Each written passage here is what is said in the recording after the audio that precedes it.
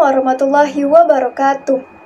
Halo teman-teman, perkenalkan saya Ana Yulianti dari Program Studi Ilmu Komunikasi Semester 3 Konsentrasi Public Relation Fakultas Dakwah dan Komunikasi UIN Suska Riau.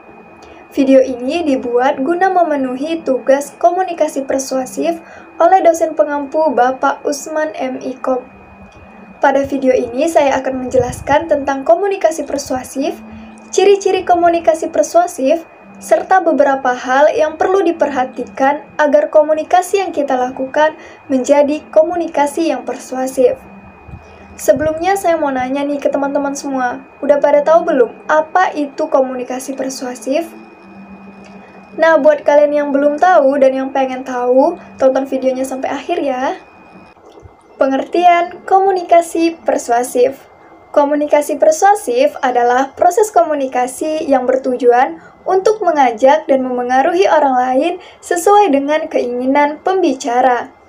Yang dikehendaki dalam komunikasi persuasif yaitu perubahan perilaku, keyakinan, dan sikap yang seolah-olah perubahan tersebut bukan atas kehendak komunikator, akan tetapi justru atas kehendak komunikan itu sendiri. Ciri-ciri komunikasi persuasif. Komunikasi persuasif memiliki beberapa ciri-ciri, yaitu yang pertama, bersifat mengajak atau membujuk. Yang kedua, komunikasi persuasif disertai dengan fakta dan bukti sehingga lebih kuat dalam upaya mempengaruhi orang lain. Yang ketiga, komunikasi persuasif umumnya digunakan untuk promosi. Yang keempat, komunikasi persuasif menarik perhatian, terutama jika diperuntukkan untuk promosi atau iklan. Yang kelima, mengandung kata ajakan, misalnya, marilah, cobalah, ayolah, janganlah, dan masih banyak lagi. Yang keenam, komunikasi persuasif bisa dipertanggungjawabkan. Yang ketujuh, biasanya menggunakan segala upaya yang memungkinkan pembaca terpengaruh.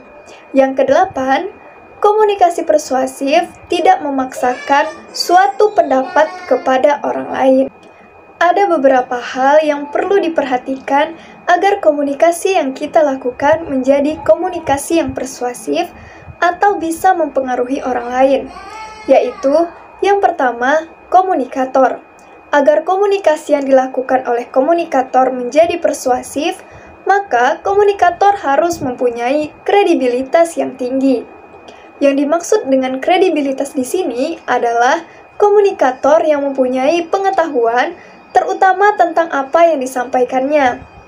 Misalnya, ketika seorang komunikator menjelaskan kepada komunikannya, dia harus menguasai apa yang akan disampaikannya. Yang kedua, pesan. Pesan merupakan hal-hal yang disampaikan oleh pengirim kepada penerima yang bertujuan agar komunikan melakukan hal-hal yang disampaikan dalam pesan tersebut. Pesan-pesan yang disampaikan oleh fasilitator harus sederhana dan mudah dimengerti. Yang ketiga, saluran. Saluran yaitu media atau sarana yang digunakan supaya pesan dapat disampaikan oleh komunikator kepada komunikan. Agar komunikasi bisa persuasif, maka media atau saluran yang digunakan harus tepat. Saluran atau media harus dipertimbangkan karakteristik kelompok sasaran, baik budaya, bahasa, kebiasaan, maupun tingkat pendidikan, dan lain-lain. Yang keempat, penerima, yaitu orang-orang yang menerima pesan dari komunikator yang biasa disebut dengan komunikan. Dalam berkomunikasi, khalayak sasaran komunikasi juga perlu menjadi perhatian.